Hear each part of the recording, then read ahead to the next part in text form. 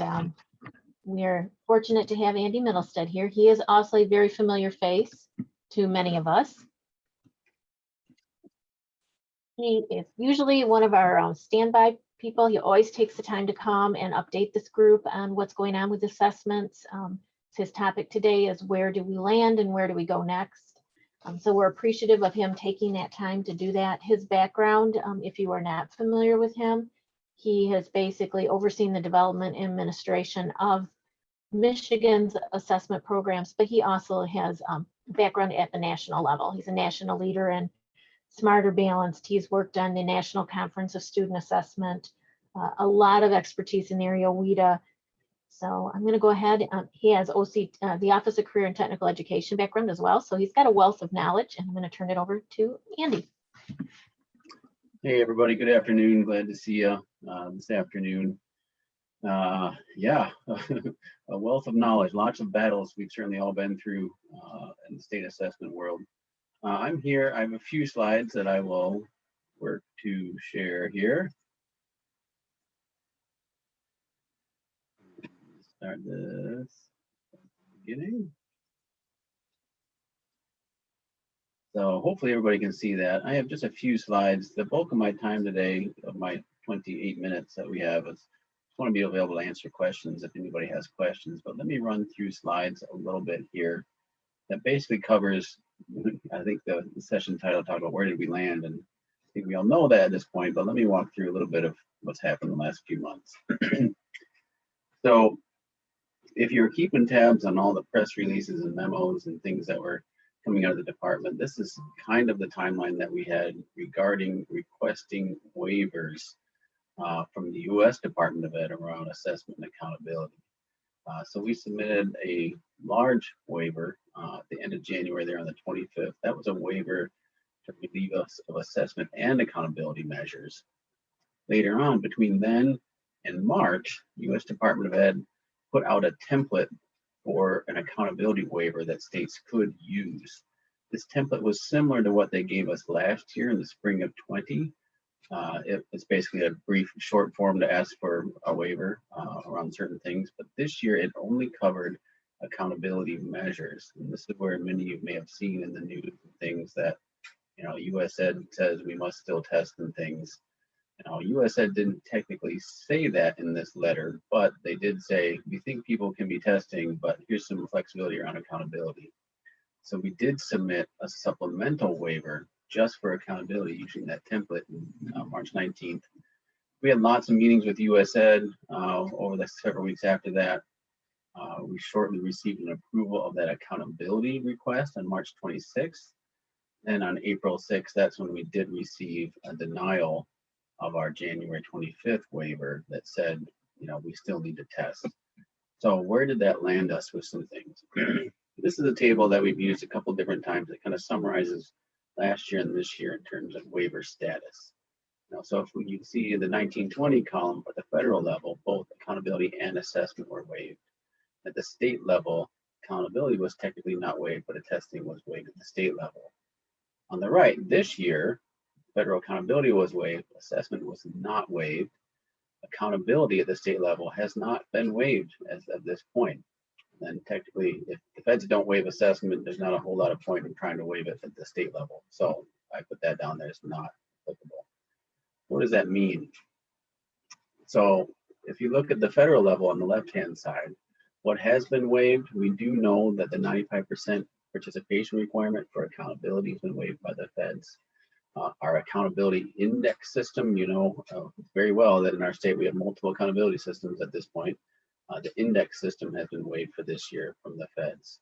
On the right, this is the more pertinent piece of where we are right now. This is the state accountability stuff that has not been waived at this point. So right now, the state A to F system has not been waived. The read by grade 3 law, the retention component specifically, has not been waived. And then the summative assessment components of ed evals have not been waived yet. So we found out we had to test. What did we do to provide any flexibilities that we could? We did add some additional time to the end of our testing windows for MSTEP and My Access. Let me backtrack a little bit. We did add extra time to the WIDA assessment window as well, but WIDA had to start before we really found anything out from our waivers. We added some additional test dates in May for SAT and work keys administrations. Then College Board did add some additional flexibilities. They essentially made kind of a tiny testing window for the PSAT admins. And these flexibilities were specifically helpful when the governor a few weeks ago put out a request or a recommendation that high schools moved to remote learning. Though we did find out many high schools still went about their business, so that was their choice. So those are my slides, basically. So let me end my slideshow and I'll just share it for a few minutes. I want to stop sharing. That's the right button. So, you know, what are we hearing? You know, I think for the most part, as we move forward, even before we knew that we were going to have to test, we knew a lot of districts were getting ready to test. Some of you may have been figuring, well, we're probably going to have to test. So a lot of places were kind of going about their business, getting ready to do the best they can. Certainly there's places that do not want to test. I think we had a lot of difficulty trying to figure out exactly, given the information we got in our waiver and the current situation, how do we communicate with districts that still are doing remote learning? How do we communicate with virtual schools? How do we do these different things? Because there's still very much a hybrid approach to what's going on in terms of learning. So we needed to put together some guidance on that. And certainly there's been some scenarios that we did not think of that we've had to walk schools or districts through. So we're doing our best with that. I think overall, and I see Kate's on here too. I think Kate and I talk quite regularly that testing is going pretty well. I mean, I think it was fast and furious, and lots was going on. And certainly for me and my leadership in the office to try to work through this whole waiver process, what's going to happen, what's not going to happen. Well, we found out, I figure once we knew, we got to work and we're able to just support people to work through their testing situations the best they can. So as of right now, things are going pretty smoothly, as smoothly as things can go during the current situation, at least for that day. So that's kind of the status of what I've got in terms of updates. You know, Chris certainly, I'm sure, touched base on some of the accountability components of things. As it is right now, you know, people are doing their M-STEP. The second testing window opened last week or this week. So in theory, everybody's eligible to be testing right now. We know there are a number of schools that are certainly taking advantage of those May test dates for the SAT or work keys administrations. And then, yes, I didn't talk about it, but we still have the benchmark assessment component of the return to learn law that's out there. So people are doing benchmark assessments too. So certainly it's not the outcome that the department wanted in terms of being required to test this year, but I think things are going as well as they can given the situation. So with that, let me turn it over to some questions if people have them. I know Chris said he was still going to be on too if you have any accountability-based questions that you haven't gotten to, but folks, I don't know, Kathy, how you guys have been running things in terms of Q&A. I'm happy to see things in the chat if that's just easiest and respond to those, or if people want to hop on and share. You know, I'm happy to do the best I can to kind of share with folks. I think it's a very certainly a bizarre year, and we're going to do the best we can and gear up that hopefully next year will be better. Good question. Out of curiosity, is there any estimate of what participation might look like? I've gotten that question several times today. One from Dr. Rice, the state superintendent. It depends, you know, low question mark. So we do know, and WIDA testing is different than M-STEP or College Board based testing. You know, WIDA testing came in at about 72% participation, which is pretty good, I think. Right now, I'm anticipating that it will probably be similar for M-STEP and College Board and things.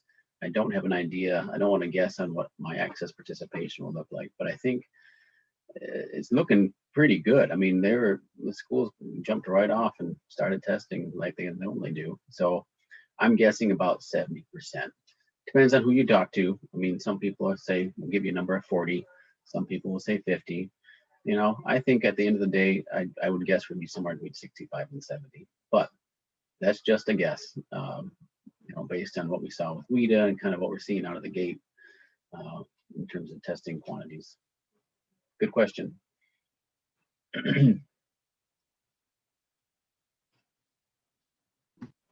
Andy, I know someone wanted to see what was waived and not waived. They can actually see it in the Oh, presentation. Jill wants to go back to that. Yeah, hold on. And is that presentation, I'm not sure, do we have that in the folder for them to No, reference? I'll put it out there. I'll send it to somebody. Okay, thanks. This is the slide that I had out there at the high level of what's been waived and not waived. So, so accountability aside, there is still assessment reporting that we're required to do, which is different than accountability reporting. So we're still going to be required to do the annual education report, it's called, or it's our state report card kind of thing. The feds are still going to want us to report assessment results. That being said, we don't know what they're going to turn out to be, but I certainly would not use them for any high stakes purposes. So schools are going to get reports. A lot of those things will be, run similarly as they normally do. We have not gotten into the weeds yet of like, how are we going to report this stuff? How do we put this data in my school data? We just saw, an update on my school data. Do we dare even put that in there? Do we connect it to 2019? Would we connect it to 2022? No idea. My gut says no. My gut says, let's have some sort of a one-off report on 2021, but we don't know yet. We haven't gotten there. But those are the next things that we're going to talk through. So, yeah, in terms of what's been waived, yeah, we don't have to do federal accountability, but we are going to have to report stuff. They're going to want our data and see that kind of stuff. So that's kind of a side question I'm throwing out there too. Andy, a question came in about, have you heard anything in the read by grade 3 law? Do you think there's any chance we're going to have a hold on that? Have I heard anything on the read by grade 3 law? Have I heard anything? No, I have not heard anything. I do know, obviously, the Department of Education has put out certainly our stance is that we want retention pieces of it. There's a lot of good supports that are still there, but we're talking about the retention, the letters, all of that kind of stuff. We want that to be held off this year. And the State Board of Education also put out a thing saying they wanted that held off for the year. So everyone's kind of pushing the legislature to say, hey, give us some relief from A to F.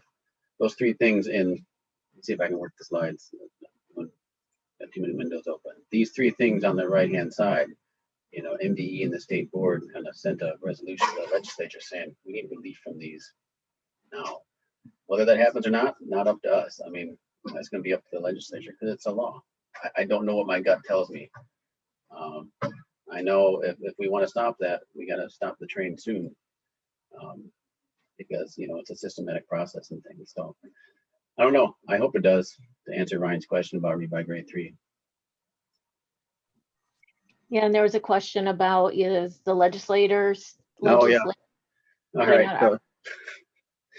So if you're new to my presentations or you're new to the world, about every 2 or 3 years, the legislature likes to put out some sort of a piece of legislation that demands, requires throwing out the state test and doing an RFP for something new. That certainly came up again in the last couple months. I don't know. I mean, it was just a bill that was presented. I don't believe it's gone anywhere. So I don't have anything more on that. But when you see those things, it's of course, oh my goodness, what in the world's going to happen?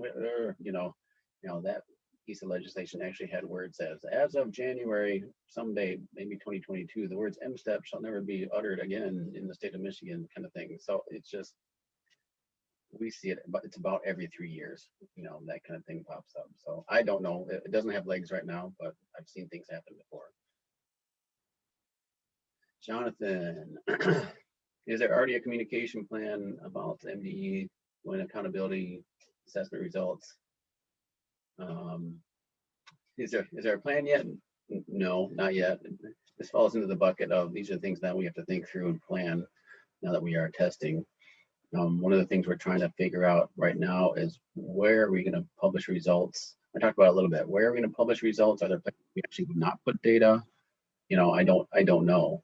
But certainly connecting with the field and a communication strategy about here's the data, here's what you can look at it for, here's what we would advise strongly not to use it for.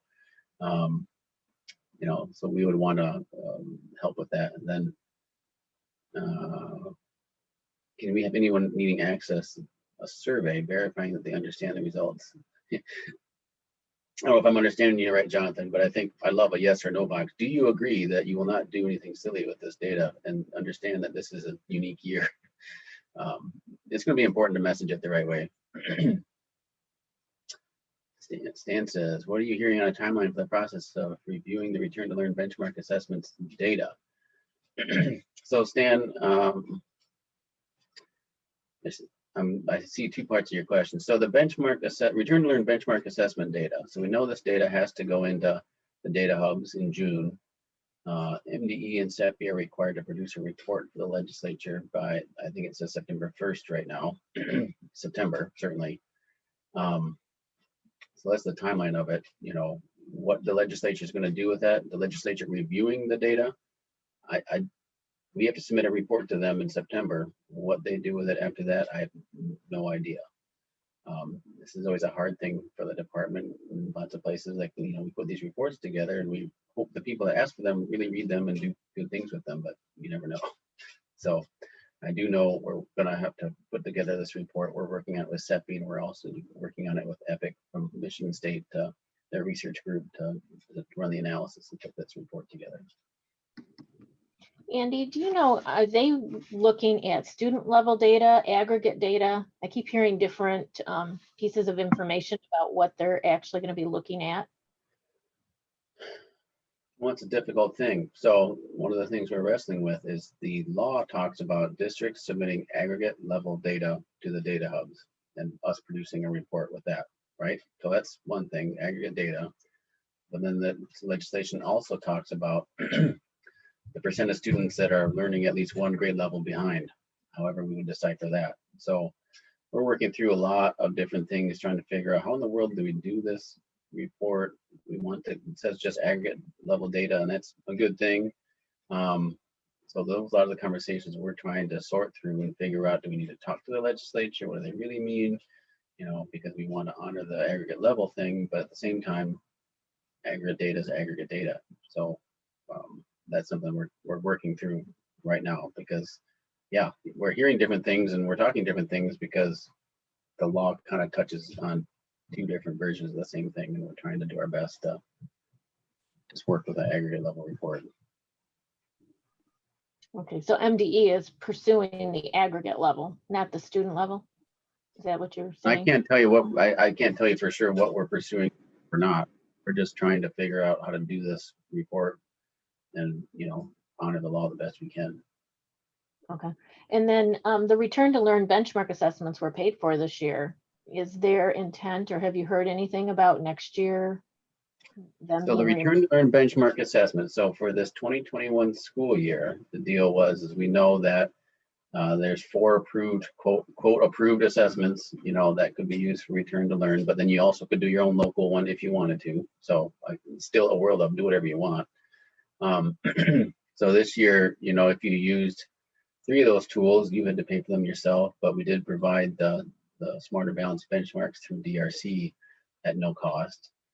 Current legislation talks about us still providing DRC Smarter Balance at no cost, but then is talking about a grant-based reimbursement system, you know, for districts that might use a different tool. So that is pretty recent legislation that has been signed. So we're working through that right now to figure out how best to do that. A lot of it probably will work similarly as it did 3 or 4 years ago, when, you know, districts would fill out a form and then you'd get some amount of reimbursement funds back to help pay for benchmarks. So we're working through that process right now, but benchmark assessments are going to be around next year still. They changed the law some, and there's a different type of report that we're supposed to do that for next year. So we're working through all of that right now. But the DRC Smarter Balance will still be provided, and folks certainly can still use other tools that they want to as well. And you anticipate the requirement for schools to do benchmark, you know, at the beginning of school and prior to the end of the school, then staying intact?